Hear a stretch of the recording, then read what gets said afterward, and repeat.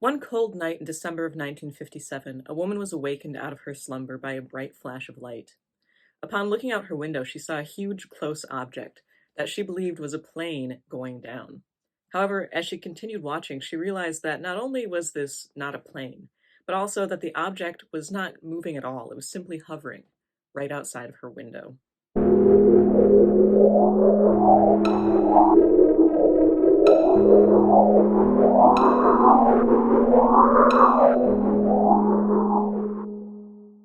Well, good evening, ladies and gentlemen. I am just another tinfoil hat. Welcome to my show.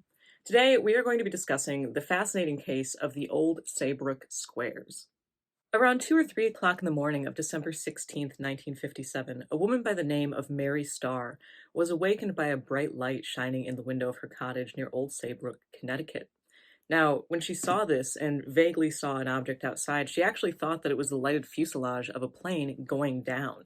And it was so close to her cottage that she actually thought that, oh my gosh, I'm pretty much right in the flight path of a plane crash. And she was worried that the wing was going to rip right through her bedroom wall.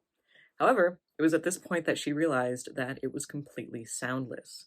And suddenly, the object completely stopped. She said that the object appeared like a long black oval with a row of small blue lights around the rim, and that on the face of the object she could see 4 bright portholes. Now, through these portholes, Starr claimed to see what she referred to as stewards passing each other carrying trays. Now, she later described these beings as standing about 3.5 to 4 feet tall and effectively looking almost like walking jackets. Now, she described again that they appeared to be wearing stewards' jackets. However, she said that, and to quote, the skirt of the jacket formed short legs. So, like, yeah, the jacket itself was kind of walking like short legs, I guess. Now, both entities that she saw had their right arm raised with a hand holding this horizontal object, which she initially called a tray, and then later, when discussing the incident, referred to as possibly some sort of stabilizing rod. Their heads were reddish, rectangular masks, which rested on their shoulders, and she said that in the center of one entity's, I guess you could say face or faceplate, there appeared to be a bright red bulb. She said that as she was watching the stewards moving on the inside of this object, the whole thing began to glow in a way that she described as like burnished brass, and the portholes vanished. She then said that a small antenna came out of the object and began whirring around. This continued for about 10 minutes, and then the antenna withdrew, and all of the lights went out. The object began moving first back from the direction it had come, then suddenly it made a sharp turn. It continued on, narrowly missing both Mrs. Starr's spruce tree and her tool shed, and then shot straight up into the air. Now, this is a really cool case to me because, not only is the case itself, very interesting and super bizarre with the description of the little beings like pretty much airline stewards, but because after the initial investigation by both the National Investigations Committee on Aerial Phenomena and the Civilian Saucer Intelligence of New York, Mrs. Starr actually wrote her own account entitled My Visitor from Outer Space for the Flying Saucer Review. And, it's just great because, of course, you have the initial interviews, and then you also have her account, which was a considerable time after the event. But it still was cool to hear her discussing the case in her own words and also kind of revisiting it. And again, from a very ufological standpoint, a very technological standpoint, trying to make sense of what she had seen. Now, again, as with many cases that I have been discussing recently, this is one which was begun by light phenomena. It even awakened her in this case.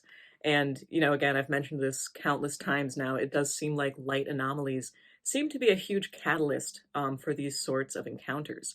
And so in this case, it was begun by this bright flashing light, and then actually when the encounter ended, all of the lights went out. So we kind of have sort of 2 bookends, in a way, to this encounter.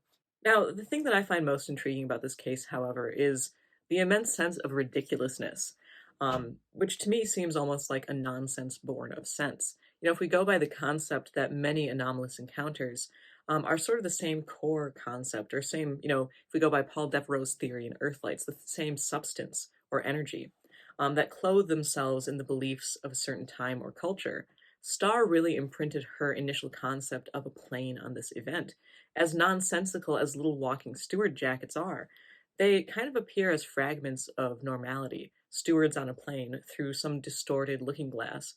turning into walking steward jackets on a UFO. Now, kind of to follow up this point, the rest of the encounter, when you read through her firsthand account in Flying Saucer Review, still has her thinking of this in a very ufological technological construct. From the weird little antenna, which she referred to as signaling for directions, or when the stewards turned to look at her, she said that there was a red bulb in the center of one of their face plates, almost like some sort of robot like entity.